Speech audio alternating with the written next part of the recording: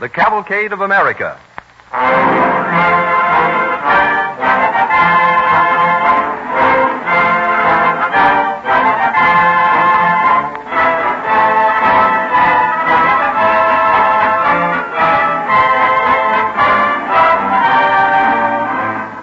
Although it may seem late in the day to wish our listeners a Merry Christmas, all of the people associated in producing the Cavalcade of America hope that your Christmas has been full of joy for young and old. This series, presented by DuPont, brings you true stories of the traits of character that have built our nation. And nothing has been more important to the welfare and progress of America than our growing appreciation of America's children, as illustrated by this evening's dramatic episodes. And when we repeat DuPont's phrase, better things for better living through chemistry, may we amplify it by saying that better living in America depends first of all on the care that all of us devote to America's children.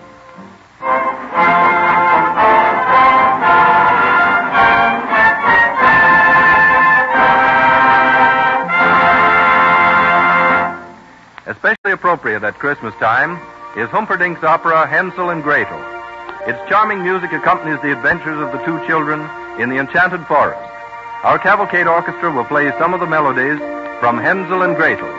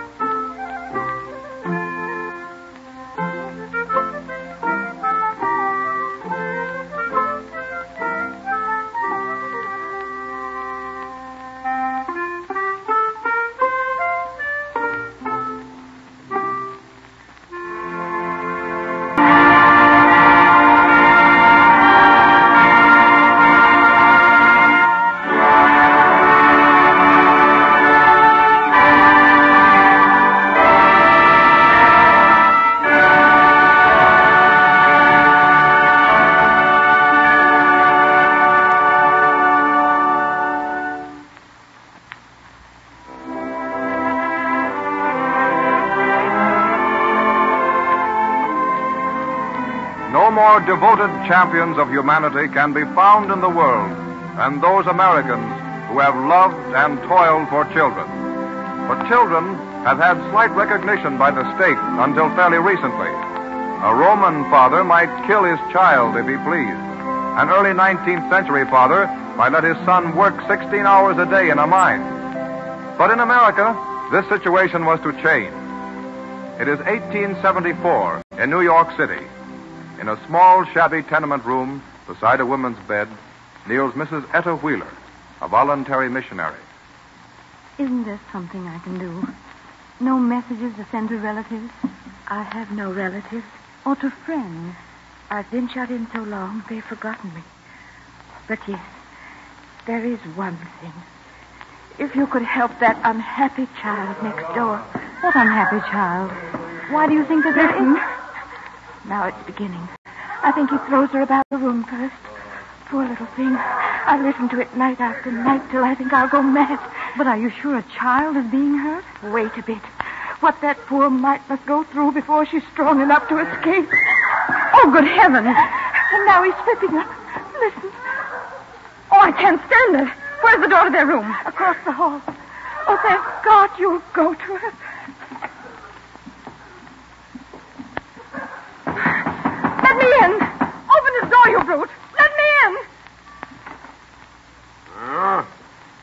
What do you want? I'm not going to stand what I hear going on in this room. I'm coming in. Sure, come ahead. Who cares? Look over my little palace and meet the kid. You mean that? I'm going to the next room, stir up a little drink. now, maybe? Oh, you poor little bundle of rags. Can't you get up off the floor? He didn't get it. He didn't get my dolly. You had a doll he wanted. A girl lived downstairs, made it out of rags. My dolly was the only one who loved me. Why did he want it, dear? He said to give it to him, so I threw her out the window. Did it kill her? No, dear. It'll be lying down in the court. Come now, we'll go down and find it. I'll carry it. No, don't touch me. I hurt. Oh, my heavens. The welts on your shoulders and your back. Walk with me quietly. Daddy says I can't leave. I can't ever leave him my whole life, because he'd kill me. Walk very quietly, dear, to the door. Well, what's this? What is it? Where are you going? I'm taking your child to find the nearest policeman. Now, listen. Get out of here, you scrawny old fool. Don't touch me! Now, get out or I'll throw you downstairs. No! Help! Help! Oh, somebody help! Land of mercy. What's the matter? Is Mrs. Wilson dying? No! I'm running for a policeman. Well, Officer McGowan is right out in front. Oh, somebody! Can't we do something? Where's the fire, lady? Help! Help! Police! Oh, officer! Officer! What's wrong? What's the matter, lady? What's happened? Listen! Listen to that poor child! Oh, that. Sure, I know, Mum. It'll wring a man's heart until he's no strength left. Then why don't you do something? Why, Mum, there's nothing I can do twixt a man and his child. 'Tis the law of the land, and we must bear it. And listen to a child scream her life out.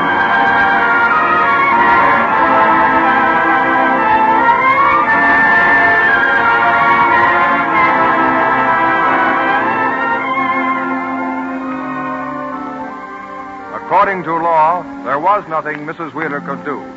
But she was persistent, and a few hours later, we find her at the office of the Society for the Prevention of Cruelty to Animals. Mr. Gary, I haven't come about either a dog or a horse, but a child.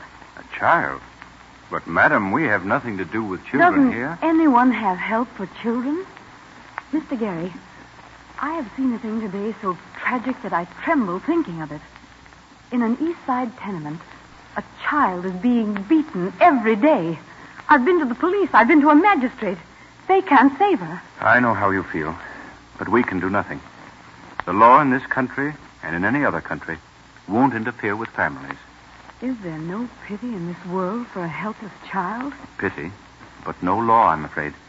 Now, in the case of Lamson versus Dennison... Mr. Gary, you're a human being first and a lawyer afterward. I know that because of the wonderful work you've done aiding poor helpless animals. You've got special humane officers who can make arrests, haven't you? Yes, but... Send them for this child. Why, I can't do that, Mrs. Wheeler. It's illegal. She's dying. Not quickly. No sure knife thrust and no kindly pressure on her windpipe.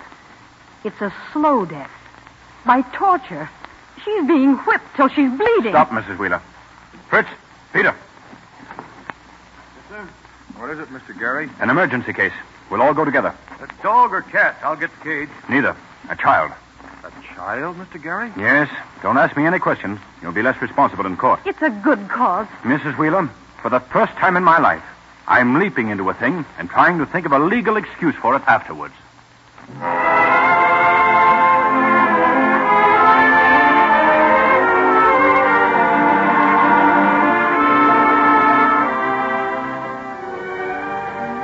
A few minutes later, in the tenement apartment of the father and child. Well, we got him locked in the other room, all right, Mr. Gary. Pete'll handle him there till we're ready to leave with the kid. Good. Did you get the whip and the scissors? Yeah, here they are. Well, there's some evidence anyway.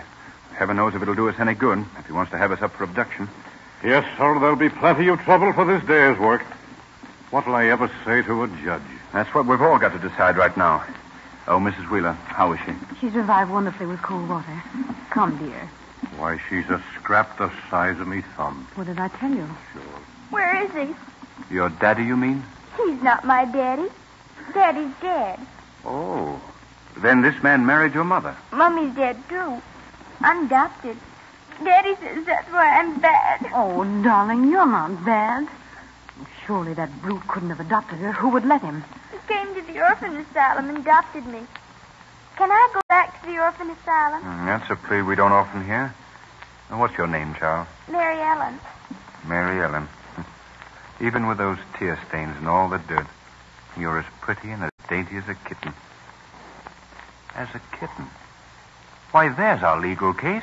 What do you mean? Mary Ellen is a small animal. Of course, she has a mind and a soul, too, but the state hasn't yet learned to concern itself about that. So the Supreme Court of the sovereign state of New York will have to accept her as a small animal. A small animal? Yes. Come along now, and we'll see about a new doll in place of the one Mrs. Wheeler told me about. For I think you're the prettiest small animal I ever risked my legal standing for.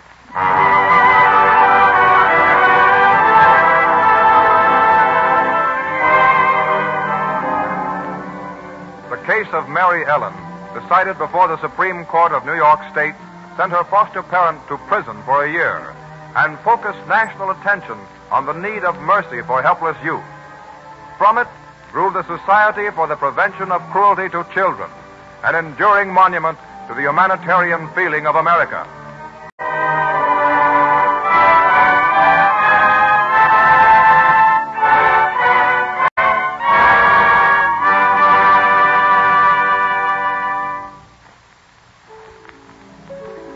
Tchaikovsky's ballet, The Nutcracker Suite, portrays the story of a little girl who ate too many Christmas goodies. She dreams on Christmas night that she again sees a tree lighted in all its glory, and the toys and the dolls are holding a fairy revel led by Nutcracker, Prince of Fairyland. Our DuPont Cavalcade Orchestra plays the Waltz of the Flowers from the Nutcracker Suite.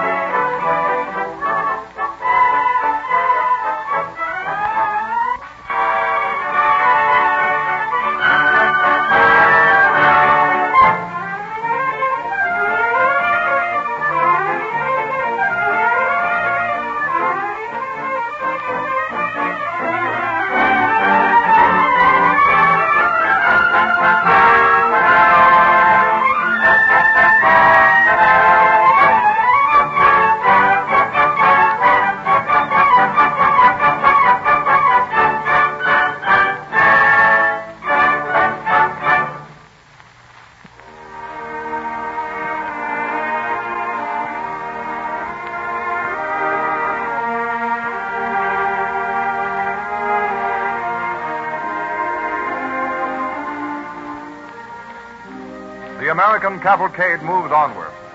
In the present-day records of the juvenile courts can be found some of the most impressive examples of America's concern for its boys and girls.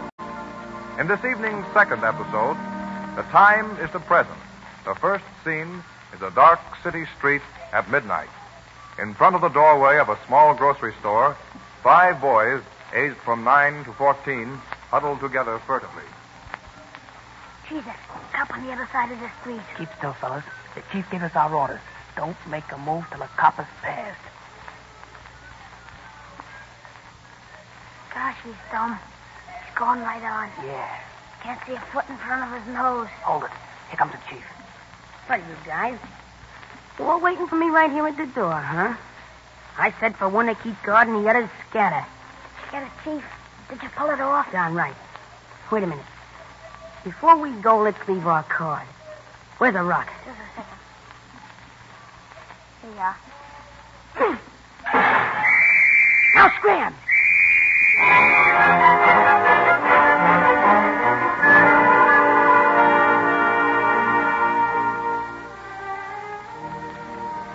Next day, in a poor tenement apartment, where Mr. and Mrs. Martin live with their 2 children, Mary and Jimmy. No, where's Jimmy? Late to supper again, huh? Well, we'll sit down without him. But wait till he comes in. Oh, now, Pa, don't get in a stew. Maybe he's got a reason. Yeah, he's always got a reason. Cheeky-tongued brat, if he is my son. You must be feeling worse tonight, ain't you, Pa? Pain's no worse than usual, Mary. Oh, there he is. So, you're back, Jimmy. Ah, keep quiet. Jimmy. Well, I know he's going to jaw me for being late. But he better not try to pace me anymore, or I'll pace him. If I had my strength Listen. back, I'd... I was just coming past Ryder's Market, and the front glass is all smashed out. Must have been some gangsters in there. Bandits with guns. They got almost $100 from the cash register. Oh, how awful. Where you going, Jimmy? Into the bedroom. Ain't it all right if I comb my hair? I'll go in and talk to him. I know he's sorry already, John, for the way he talked to you. Sure is sweet around here, Pa, since you and Jimmy got to fighting all the time. Oh, Jimmy. What's the matter? Oh, he's got it. Jimmy's got the money. It's in there. Oh, no. I might have known it. A thief. Well, what's all the row about? I'll take it back to old man Ryder. Yes, you will. The police will be here any minute. And after we got you out of the trouble you was in before with your gang, Jimmy. Buying off the fruit store man so he wouldn't tell the police. You'll go to jail for this, and I hope you do. I hope you do. Oh, no, John, not your own boy. Yes, I hope he does. He's been aching for it, and I hope they pick him up. Okay, swell. I hope they do, too. I'll show them.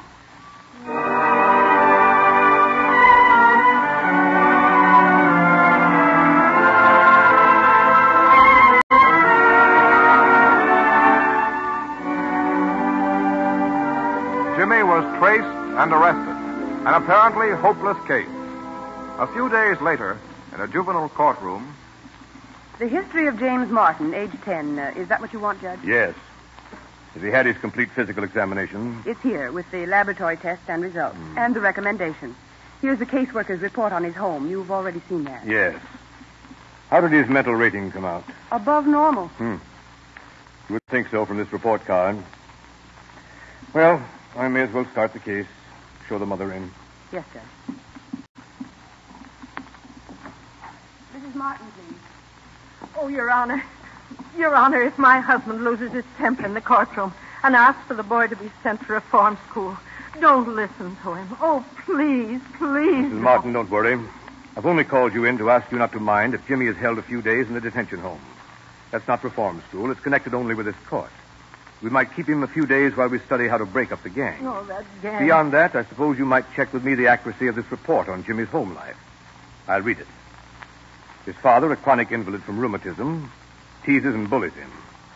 He was kept out of school at one time last year until he fell behind a grade. As he is bright, school now bores him. The root of his problem is his defiance of his father. Whoever wrote that saw the truth. What do you think we should do, Mrs. Martin? I don't know. Seems like only yesterday he was the prettiest, sweetest baby you ever saw. And now, it's too late. Now, Mrs. Martin, that's something this court very rarely admits, that it's too late to help a boy. It's something I don't ever want to hear A mother, isn't it? I'm sorry, Judge. That's in this case history about you. You despair too easily. Oh, I'm Well, sorry. that's all. I want to talk to your son alone. Yes, Your Honor. When does court start? Why, it has started. This is court. Yes, but where's the big desk and the people? We don't have any big desks or any people. This is a children's court, and we don't care to frighten them. Oh. That's all, Mrs. Martin. Thank you for calling. Yes, Judge. You can use this other door. Oh, thank you. Goodbye, Mrs. Martin. Goodbye, and God bless you. Jimmy Martin. Hello, son. You gonna send me up? What?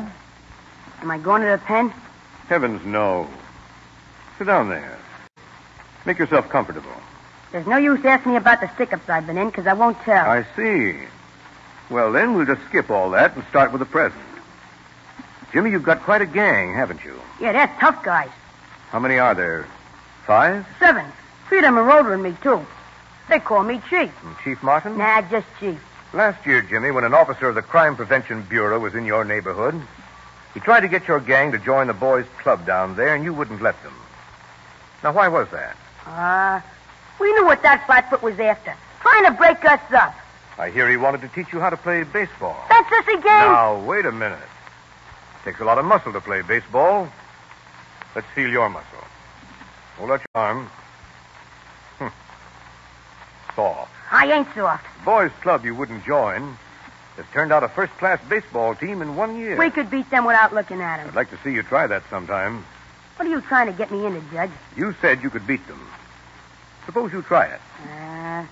We'd have to have a while to get in shape. You can have a month. You'll stay at one of our boarding homes and train. And, Jimmy, if you lose the game, I become head of the gang. What do you mean, Judge? If you've been a good chief, the boys will win. If you've been a bad one, you'll lose. You can't have a gang unless you know how to run it.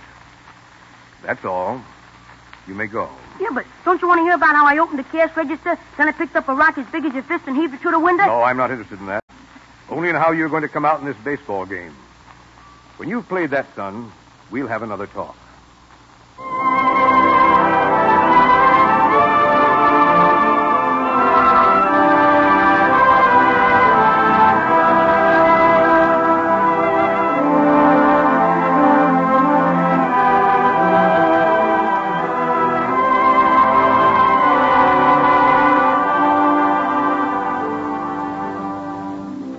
For a month, Jimmy prepared for the great ball game that was to prove his ability as a leader.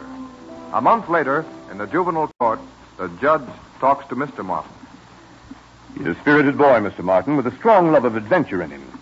And he didn't have any way to take it out. Yeah, I know. I didn't help him any. That side of a boy has to come out in games. I have to talk to fathers about that. A mother can't help. Now, so many fathers neglect their sons because they have to work too hard. I know you've got a better excuse. Yeah, I guess I let my rheumatiz give me too much of a grub. Well, the clinic will help your rheumatism. And meantime, it's never too late for a fresh start. Why, I've got more hope than I've had in months, Judge. I was so proud of the kid. Darn near died when I thought that he'd gone wrong on me so early. Well, he didn't go wrong. You've got a great boy. Good luck, Martin. No, thanks, Judge. Goodbye, sir. Jimmy Martin. Well, how's the manager of the Chicago Cubs feeling today? Gee. I can't figure out what happened. I hear your pitching was pretty wild. Well, sorta. But they had all the breaks. Jimmy Martin, that's the first thing I've heard you say that I didn't like to hear. A good ball player stands up to it, see? You were licked, weren't you? Well, admit it. All right.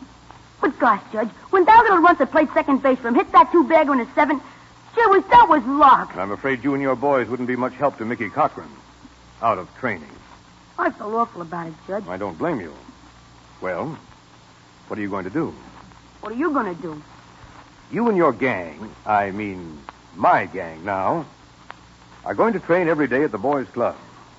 You'll spend a good bit of time with your probation officer. And, oh yes, you're moving home. Your father's missed you. He has? He was over here talking to me about it. He's awfully fond of you, Jimmy. Gee, he's a good guy. Your dad doesn't feel so well, you know. He needs all the help you can give him. Well, you going to try to go straight for us? Gee, I don't know. When I decide to do a thing, I stick to it, see? So I gotta make up my mind. Well, you think it over for a minute. Well, the only thing I like to be, besides a gangster, is an airmail pilot. Well, Jimmy, you ought to know a lot about motors. All kinds if you're going to fly. How would you like to go to a class at a good trade school in the early evening? Why, sure. But if it costs anything... Oh, no, it won't cost a cent. You're going into a special class at your own grade school for a while, too. But you'll catch up with your right class. How about it, Jimmy? Sure. I'll do it. No hard feelings, I hope, about that baseball game. Oh, gee, no, Judge. I can take it. So I think we're still friends. You bet we are. Shake hands on it, Judge.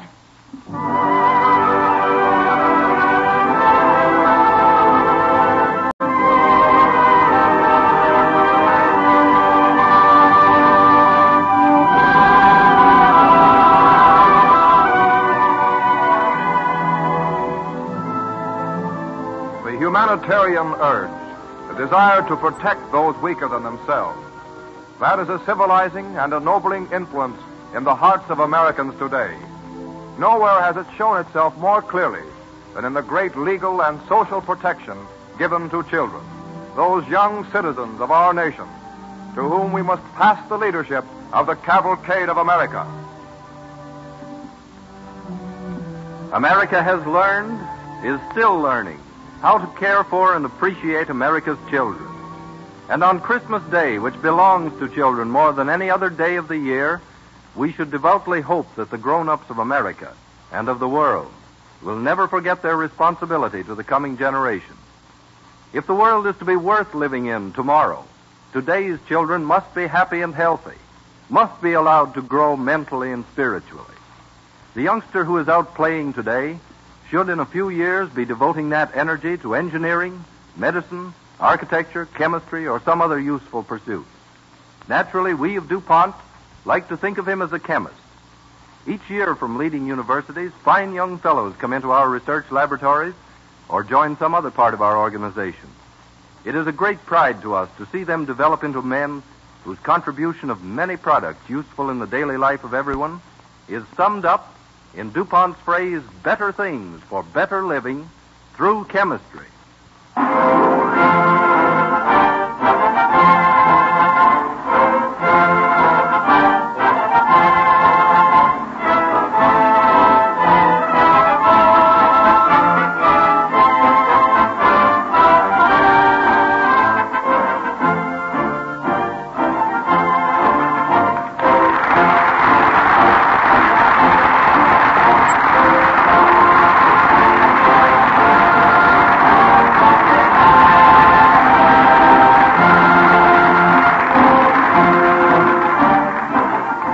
Next week at this same time, DuPont will again present the Cavalcade of America. This is the Columbia Broadcasting System.